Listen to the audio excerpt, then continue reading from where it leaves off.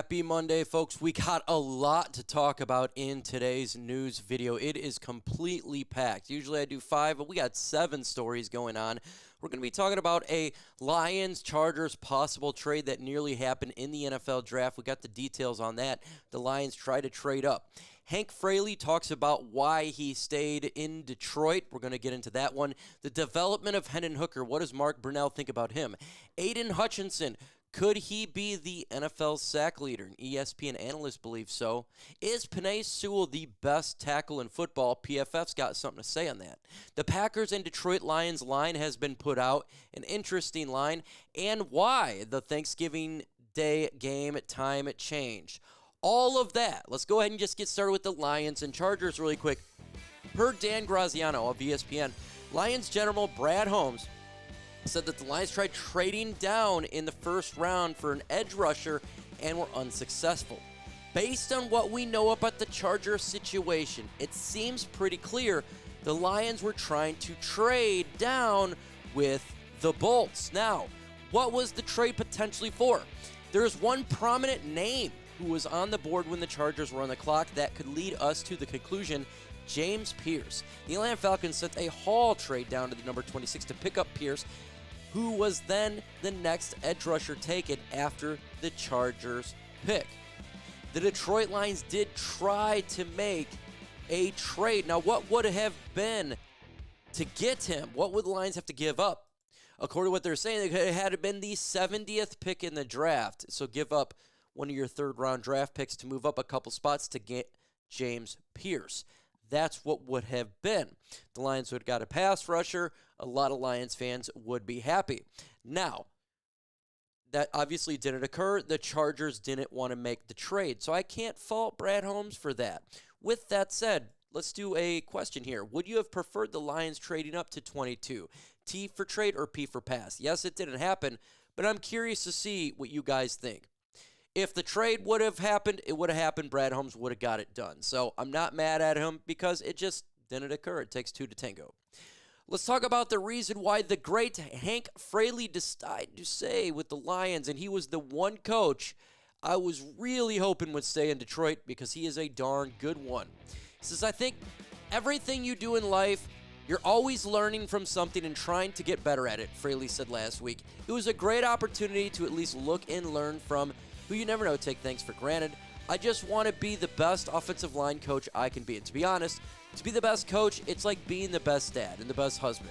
It was a minor for somebody to call and reach out. It was great experiences. Very glad I'm back here because it's where I wanted to be with my family.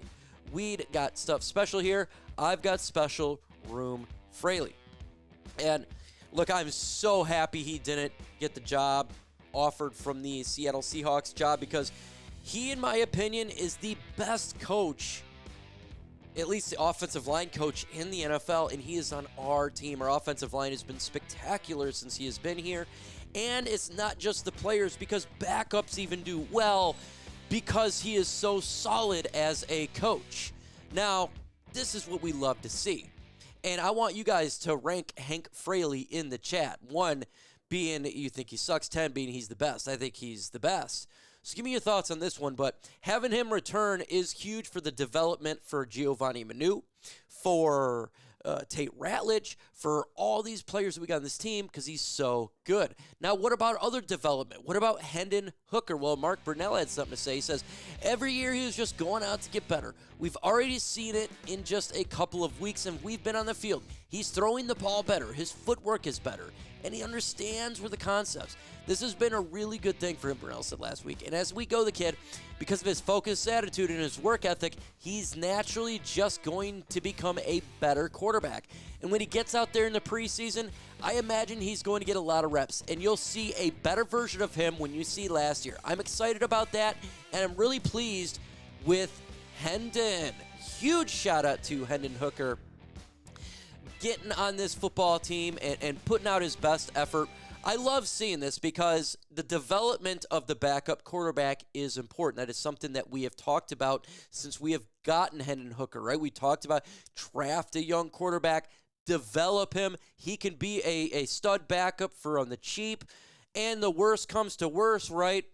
he leaves in free agency and he signs somewhere and maybe you get a comp pick of something that the nature. Or, right, Jared Goff gets injured and he plays a game or two as a backup. That would suck. You don't want him to ever play because you have Jared Goff, but that's the whole point of having Hen Hooker, and his development is key for him to stay the backup. Remember, we brought back Teddy Bridgewater last year because I don't fully trusted Hen Hooker, but now his development is better footwork.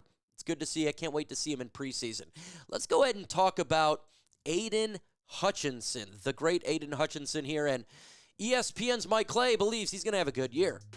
Says he's made his projections from the 2025 regular season. He has the Detroit Lions Pro Bowl pass rusher finally finishing first in sacks. Clay predicts Hutch will lead the league with 14.4 QBR takedowns ahead of Cincinnati Bengals defensive end Trey Hendrickson at 13 predicted sacks and Micah Parsons of the Dallas Cowboys at 12-9. Oh, that would be great for Hutchinson to lead the NFL in sacks. It would be something I would love to see for sure. And look, he could do it. I know a lot of people say, oh, he could be slow, blah, blah, blah, blah. I don't think he's going to be slow. I think he'll be pretty good to go right off rip. Folks, only about 15% of you has hit that notification bell. If you can be a G and hit that notification bell, it'll help out so you don't miss out on the Lions videos. We're going to get into the next story here and talk about Penei Sewell because PFF, Pro Football Focus, showing a lot of love to our man Sewell. Sewell led this list last year after another dominant season as one of the 3 highest graded players at his position. His spot at top remains solidified, wrote PFF's Jonathan Macri. Sewell's run blocking ability is the best asset as he owns a 95.2 PFF run blocking grade for his career, the second best mark among all offensive linemen since entering the league in 2021. We love Sewell. He is such a monster, such a beast, and yeah, I do have him as the best offensive lineman in football because he is. He is a dominant player that he makes defenders pay. Road grader. Knocking people out. That's what he does. Opens it up for David Montgomery. Opens up for Jahmyr Gibbs. Fights. We see his rookie year going after Aaron Donald. He is the league's best tackle. And he is so awesome, and I'm happy he's on our team. Penei Sewell, sky's the limit for this guy. The limit for what he's going to bring to the NFL. He'll be an all-pro, Pro Bowler, everything, road grading, opening up the holes. That's what he does. Let's get to the next subject here. How about the line for the Lions and Packers game? Week 1 here. At DraftKings Sportsbook, the Packers are 1.5-point favorites. That's up from a half point when the schedule was released on Wednesday. Meanwhile, at FanDuel Sportsbook and MGM, the Packers are a 1.5-point underdog. So you're seeing the line be completely off in this game. People don't really know what to bet here, right? Do you bet on the Lions? Do you bet on the Packers? Usually Vegas, the lines are nearly identical. So this to be such a swing at a 2.5 is quite intriguing because a lot of people don't know what's going on for the Lions.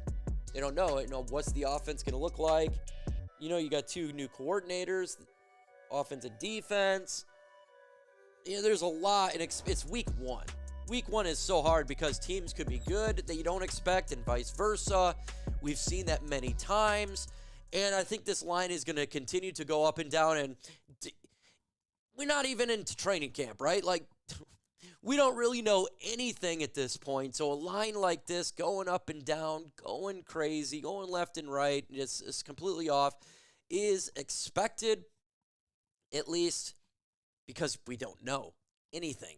Nothing has been done. Not training camp, not preseasons.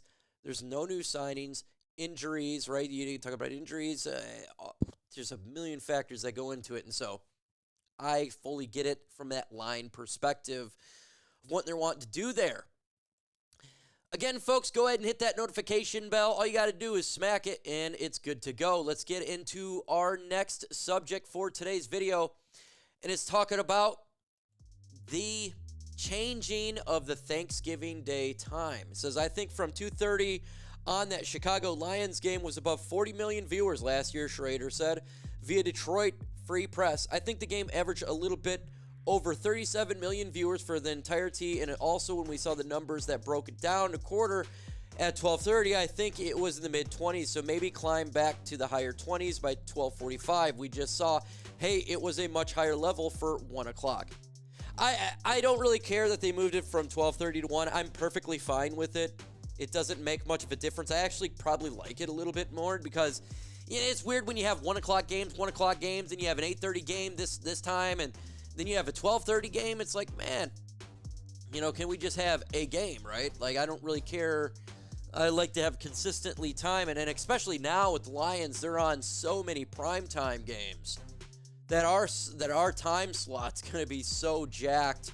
It is not it's all sorts of jacked, right? We're going to be on Sunday Night Football, Monday Night Football, more Thursday Night Football, Thursday Football, Christmas. We're all sorts of crazy with the times in our schedule this year. So I prefer 1 o'clock. We don't need another different type of number screwing us up when we're trying to watch our football. Still not too excited about having a Christmas game and Thanksgiving game. Obviously, we always get Thanksgiving.